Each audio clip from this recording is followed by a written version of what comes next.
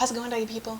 I have tried recording this video several times, so hopefully I'm going to be able to do this in one take. I'm going to try and do it in one take, not do a lot of edits, so my animals are keeping me very distracted.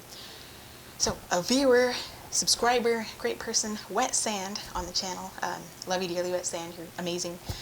They have reached out, and she's asked, how would I go about allowing two dogs to greet, or a dog and a person to meet and greet in a polite and safe manner, which is actually easy because I did that just earlier today. I had a client earlier and we were working on just that, polite greetings, whether it's with dogs or with people.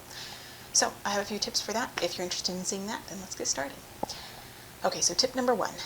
First thing I like to do is if I have a dog that is going to meet another dog, first I want to get consent of course, owner and other dog or other animal, whatever it may be. Consent for me is a big thing. So I ask the human first, hey, may we say hello? If they say yes, sometimes they say no. Gotta be okay with that. Rejection is not the end of the world. It's okay. They have their reasons. If they say yes, terrific. Then we can look at the dog. So the human is given consent.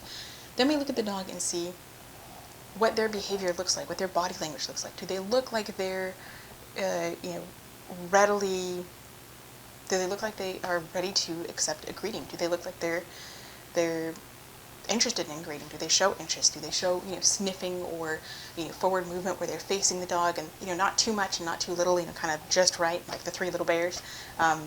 So we want the dog to be able to show interest, of course, with our dog. If your dog does not show interest, don't just force them and think you're socializing. That's not going to help. And if they do not look like they're interested, if that dog is looking away, if they're laying down, if they're showing belly up, do not go and say hello. This is just my suggestion, my opinion, that I think you would be better to leave the dog be. If an over-submissive dog, leave them alone and show them that, you have that respect for them, than to take advantage of that moment and say, okay, let my dog, go say hello.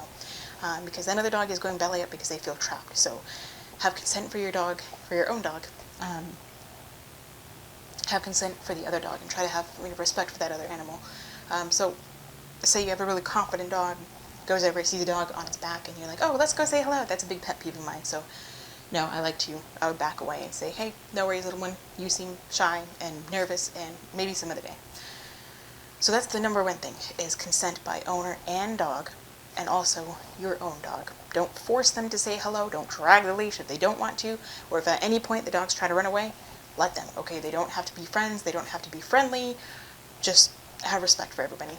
Tip number two is when I'm approaching another dog, if the other dog looks interested, they do want to say hello, I make sure the dog I'm working with is walking on a loose leash. I don't want them pulling like a madman, trying to drag me down, because that can be very intimidating to the other dog. It can be irritating. It can cause a fight very quickly, because imagine yourself if... I think my ferret just woke up. Imagine if somebody else is running full speed towards you. It's going to freak you out. I don't care who you are. A dog that's running full speed at a sprint off leash towards you, or pulling and dragging their owner on leash towards you, is probably not the most comforting, polite way to say hello. So I know that it can, one, cause a fight, or some kind of scuffle, make the other dog uncomfortable. That's one reason why I don't like pulling. Two, obviously it can hurt the animal that is pulling. It hurt the trachea, the harness. We want to make sure that we work on that. And three, they can learn very easily that if I pull and I get to say hello, I should pull more because I got reinforced for that behavior. I got a positive reinforcement. I'm pulling, and then I got to sniff the bush, or say hello to the mailman, or the dog, or the person, or the goat, or the guinea pig, and that was great. So they learn to pull. A plus B equals C. So that's another main reason, whenever I'm working with a dog, I try to be aware of what they are learning and what I'm teaching them. So I want them to be able to walk on a loose leash. If you have a dog that's pulling like a madman, then maybe you can work your way to that, where I want them to be able to say hello, but I don't want them just being like, frothing at the bit, and foaming at the mouth and whatnot, because they're so excited to say hello, because that might not make the meeting go very well. So depending on the whole situation, which can change at any point, be aware that that can change. If I'm walking a dog and they're really, really pulling, then I'll try a couple of steps back, where I literally walk backwards, I bring the dog away, and we walk towards the animal. If they're really pulling, we walk away again, we walk back, and forward. So we walk away, and then we can move forward. If they're really going crazy, but I can get the slightest bit of a short leash, and then they can say hello, and they're not like, totality of circumstances. They're not going crazy over the dog, but they were able to say hello calmly, even though they were pulling earlier. I'll take that. If we walk nice and calmly over there, but then they get all excited, I'm going to move away as well. So it just depends on the situation. Be prepared. As much as I can, I want to make sure that the leash is loose and they're able to walk calmly to see that other dog.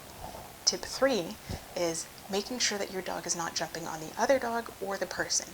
All this can be said the same for a person. I don't want them pulling to go say hello to a person. I don't want them to run up to a person. That person is a little shy, or they don't like big animals rushing on them. So ask people. Don't expect that everybody wants your dog to sniff them and they're okay with that. Always ask and get consent. When it comes to jumping, you want to be aware of that. You don't want your dog to be able to jump on another dog. It can harm them. It can cause a fight. It can cause a scuffle. They can get tangled. They can get hurt. You don't want them jumping on a person. So when I'm allowing them to meet, I take a little bit of the slack out of my leash. Not enough to where the dog is tight, but I'm just ready, especially for a dog that jumps. Usually you know if you have a jumper. So, and if you're not sure, then just treat it as if they would be a jumper to prevent that. So, just like earlier today when I was working on a dog, meeting other dogs, and jumping on the humans, this dog was really, really excitable. The leash is a great thing. So if you have it on your dog's harness, hopefully you have a harness. If not, you have a nice wide appropriate collar when you're doing this. You have just enough tension on that leash where it can still be loose, but you're not waiting to pull back a lot of slack. You're able to catch the dog. So if they want to jump, then I just stop them.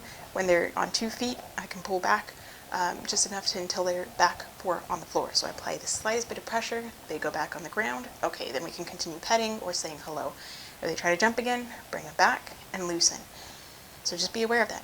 Make sure you don't have, you're not texting or whatnot. You're not looking over at, the alien craft floating by, so, or the weather balloon. Make sure to be aware and be prepared, because if you can be aware of that situation, then you can prevent it as well as you can.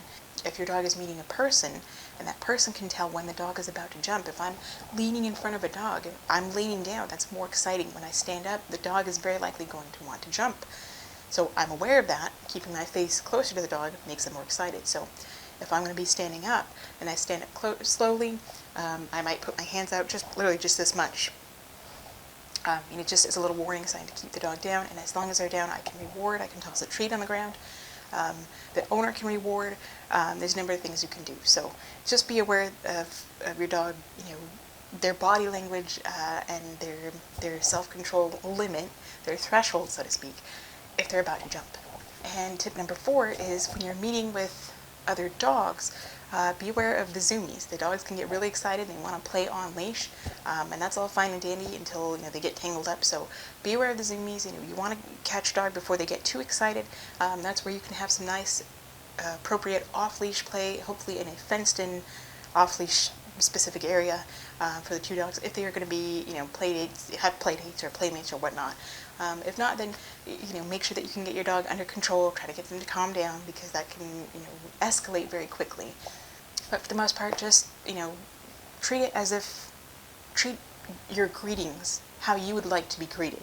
So if you don't want a dog jumping on you or a dog pulling to get to you, then that's what you can work with your dog on. And for me, of course, everybody knows the slow way is the fast way. It's a process, not an event. Don't expect to get it done in one day. I'm not for the corrective collars, which can make life very simple, I guess, for the human, but not for the dog. So I like to take the time it takes, work on it. And you can practice with a lot of different people. Of course, making sure that they're aware that you're training, and so they know what to expect. The dog may make contact with them. They may jump on them. So make sure it's a willing participant, dog or human. So these are just a few tips of how I would handle it, pretty much what I covered today with my client and his 3 dogs, or their 3 dogs, I should say. So I hope that helped. Of course, let me know if there's any other questions that you have or any other suggestions. The next review I'm going to be going over is Nate Schumer, I believe his name is. He's a popular, I believe, positive reinforcement trainer. So I'll be doing that review next. For those of you that have been asking. And in the meantime, thanks for watching, thanks for commenting. I do appreciate it so much. We are almost 400 subscribers. I honestly cannot believe that. I was excited when I had 4 subscribers or 12. The double digits to me was amazing. And then the triple digits, I mean, you guys are awesome. You really are. So thank you so much for this. And for those of you out there that realize that, hey, we may have made some mistakes in the past, or we may have been, too strict with our pets.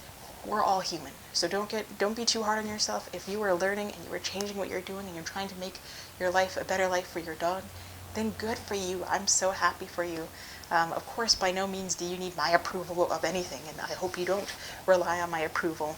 I mean, you do whatever you want. As long as your dog is safe and happy and you're trying to give them the best life you possibly can, that still is appropriate for your lifestyle, then that's all that matters. Like what you're doing for yourself. So thank you to all my amazing subscribers. I've been trying to think of some kind of special celebration we can do when we hit 400 subscribers. Maybe you can give me some ideas below.